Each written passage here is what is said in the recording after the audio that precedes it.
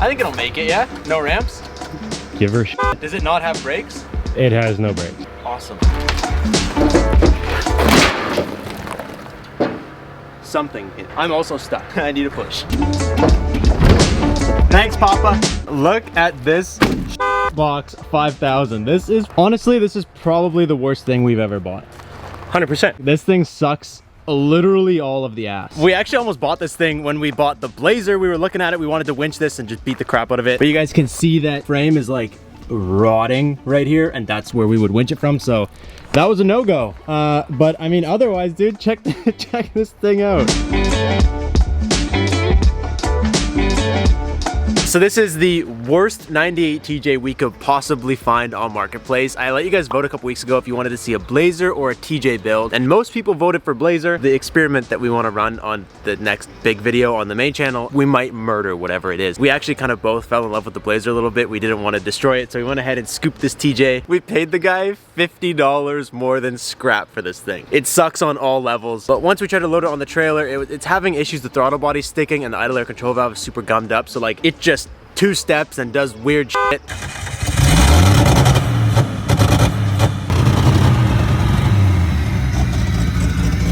This thing has a wicked two-step.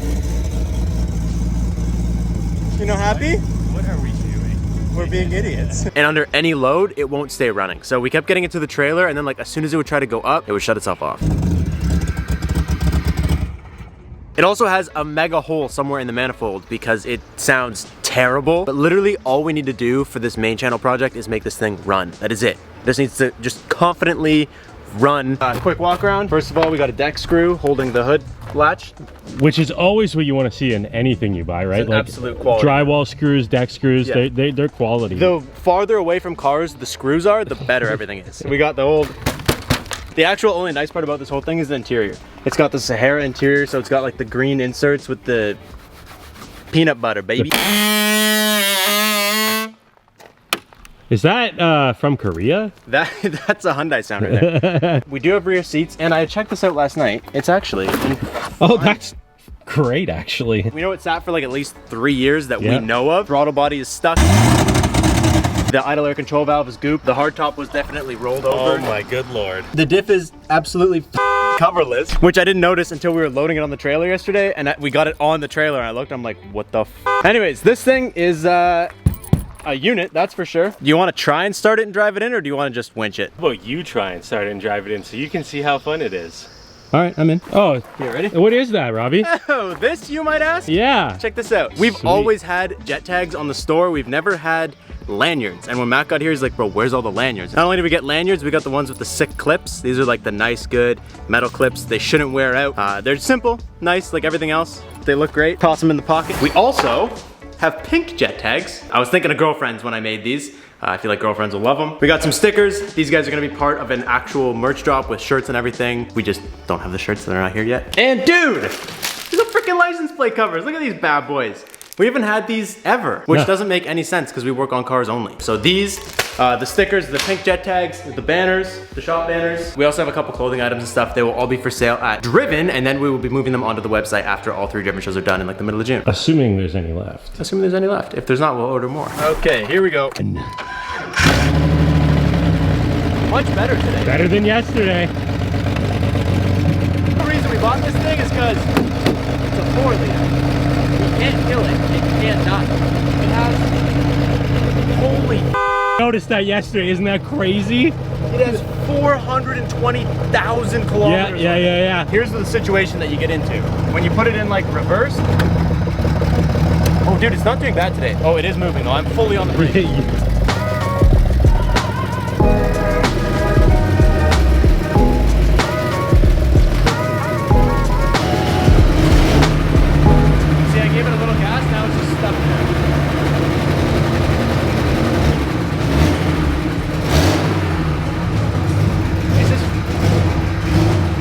Oh, sweet cam, dude. Yeah.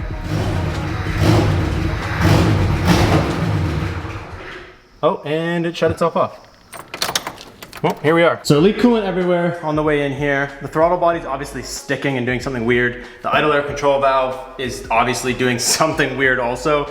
and it sounds like there's an obvious header leak somewhere. But we'll fix it. And our plans are gonna be fun. That's the most important thing. We're not gonna fix the brakes. The e-brake is just fine for, like, just needs to be able to stop itself, and it needs to be able to run. And ideally we find out also where that coolant leak came from, because if it's coming from a hose or something that we can just patch, we'll patch it. If not, yeah.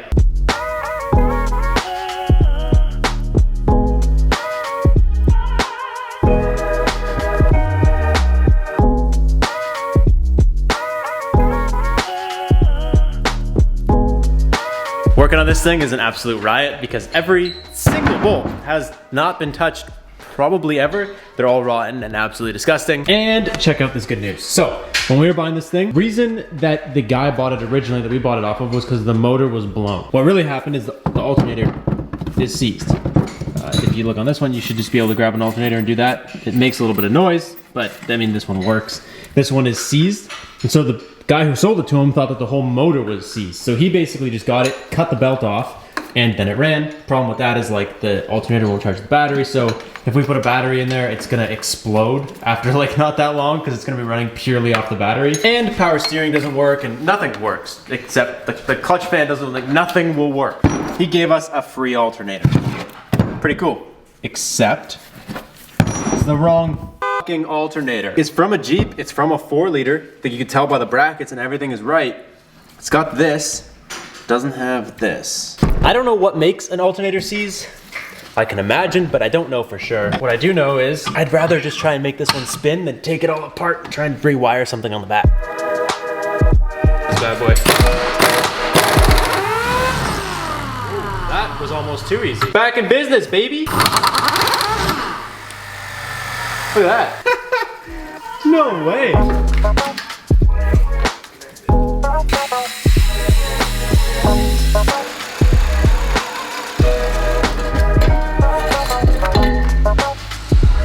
Dude, everything to do with this 4-liter is so long. Inline 6s are so unnecessarily long. Okay, so look at this. This is where all our exhaust is leaking from. Obviously, like, to fix this, it would be sick to just get a new manifold. Yeah, but that's not what the plan is. No, the plan is just, like we said, to make it run. So, you guys can see, this is what I originally found, which is just, that's a hole there. That's actually 2 holes, kind of. I don't know what the f is going on here, but this is not, that's not connected. We were gonna try and weld that up inside, and then we realized, well, bam, look at that, dude. Can you see in there? Hello? Can they see there? That's where they all meet. This is like the collection point. There's a hole, the whole top of this thing's blown right out. Can we get any sort of focus in there? There you go. So that's why it was so loud, dude. Yep. It's literally running 7 inches of tube and then straight piped. You guys want to see one of the coolest things too? When we were taking this all apart, we found this bolt. It just jumped out at us. This thing's like all black, obviously covered in exhaust gas, and I was like, this was plugging something. Now we can't guarantee where this came from, but I can guarantee you it was probably something like that. Yeah, I mean, I found the bolt while I was just rummaging around looking for the bolts that were connecting the intake manifold, right? So dumb, It was so silly. Oh my God, like whose idea is that? How is that a solution?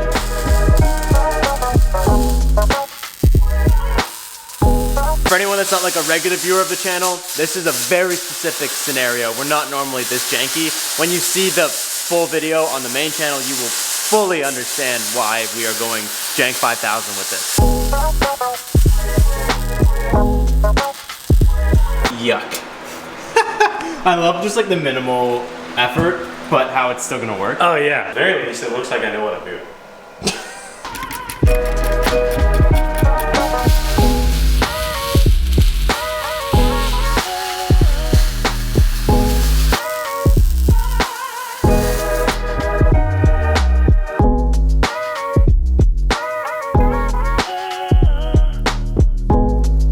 This is one of those things that like I debate even showing you guys because it is so janky, but in this exact situation, which we've never been in before, it makes total sense why we did it. It's cool that it was like a challenge for Mac to get it done, so it's cool that he was able to do it, but it looks absolutely terrible. I would never do this on a car I intend on owning or keeping. It is what it is, man. So like, pay for a new header, but we make it work. Yeah, and paying for a new header just to Doesn't seem like the I don't think we told them that yet. jank 5000, dude. Oh my god, there was no way to get the welding tip in the hole. Yeah.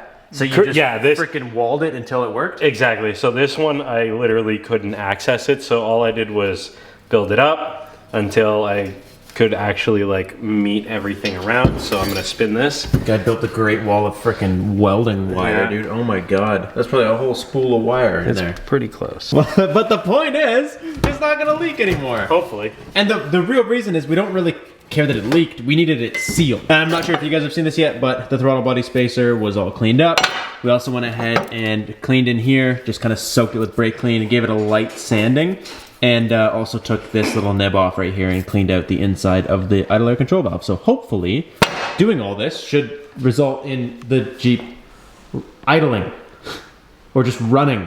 Being able to give it gas. Yeah. Just And then letting off the gas. and it not go. Blah, blah, blah, blah, blah, blah, blah, blah.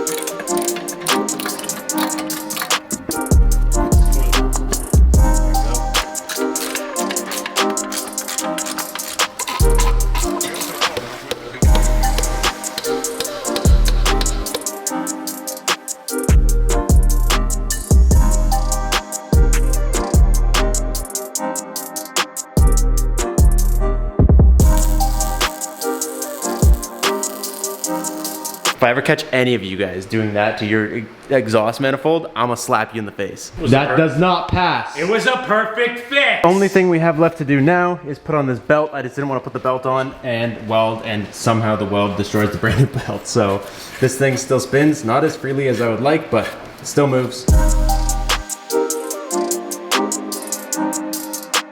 Okay, spin. Get out of Guess here. what's on, baby? Dude, this is the weirdest. 99, the belt is an inch and a half longer. Longer on the 99. So we're thinking this is a late model 98, or it's not the original motor, or any of the pulleys in there have been swapped over time as things failed and got replaced. Point is, we were having a hell of a time even when I had the tensioner all the way back out.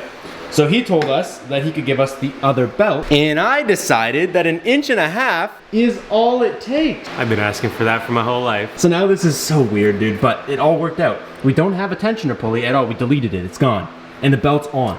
With what should be, hopefully, enough tension. Only one way to find out, my man. If it works, I'm all for it. Like I said, we're trying to get some stuff done before we go to these shows because we're gone. And tomorrow's a prep day, so if we don't get this done today, it's not happening. Dude, that's much quieter. We're supposed to check our gauges. From what I can see, that one's working. Came back down. That's a good Okay, start. that's something. Sounds like it's like knocking very hard. I think that's the way a 4-liter sounds. All right, well, it's making no oil pressure either. The good news is, it ran. Oh ho ho! Good news! Is it? It's dry. Oh, nice. It's bone dry. I Googled how many liters this takes, Robbie. You want to take a guess? 17. 6. Smells like 4 liter. 6 liters. 6 liters. There's a dandelion floof. It's gonna go in. It's gonna go in. Oh, shit. That was so close. Oh, Okay, if that's not on the dipstick, I know where there's another jug. It's made it to the dipstick, but still about a liter under the ad, which means it's like that's 2 liters had- away. We're gonna put 6 liters in it. Yeah, So give we've me- had how much oil? 0. That thing's been running on fucking dust and dandelions for the last 6 months. We have officially made it to the part where it says you're within the lines. So that right there, ready? Watch how fast it drips again. That's why there's no oil in this thing. This is the pile of rust that fell off of it just from us frickin' touching it. That's a brake line right there that just yeeted itself right off. And the oil pan is dripping crazy fast right now. So that's why this thing probably has no oil in it, because it doesn't feel like retaining any of the oil people put in it. Because it looks like it's just leaking out of the bottom as if it's cracked. Oh, it looks like it's just cracked. Yeah. Like right wherever It's leaking that from? is. Oh my God. We can try and weld it, but it might catch fire. That sucks. Because this thing was bone dry, like perfect for welding.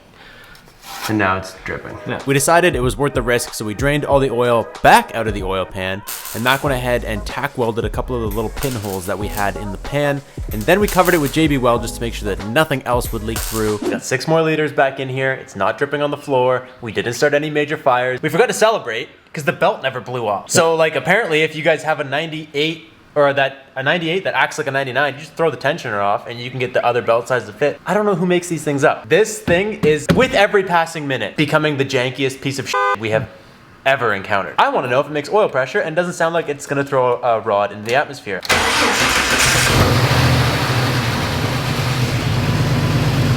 Oh, it sounds good. Oil pressure. There's some pressure. I don't know what this measurement is, but that worked. What's the whistling sound? You know what it probably is? It's the alternator. Yeah. We're good at fixing garbage. Power steering works. Hey. Sounds like a 4-liter, dude. With a Borla. Want to get a little exhaust clip? Do it one more time. I'm gonna do this for you. I want you to take the camera so you can see. It sounds great. By the way. It sounds good inside.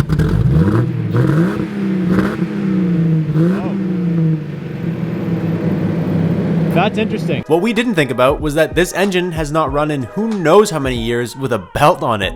So all the pressure in all of the lines is brand new to a lot of these old and crusty lines. And just from us revving it right there, we blew a power steering line. So I went ahead and actually cut that line so we could drain all the fluid out of the system, hosed down the underside of the Jeep so it wasn't dripping oil everywhere, and we fired it back up. Severely contemplating our life decisions moving forward. More fun! While we were testing to make sure all the power steering fluid was out, you could see the left side of the rad was just starting to drip pretty bad, which we didn't notice at the time. We thought that was water from hosing it down. Then we started dealing with the issue of old gas.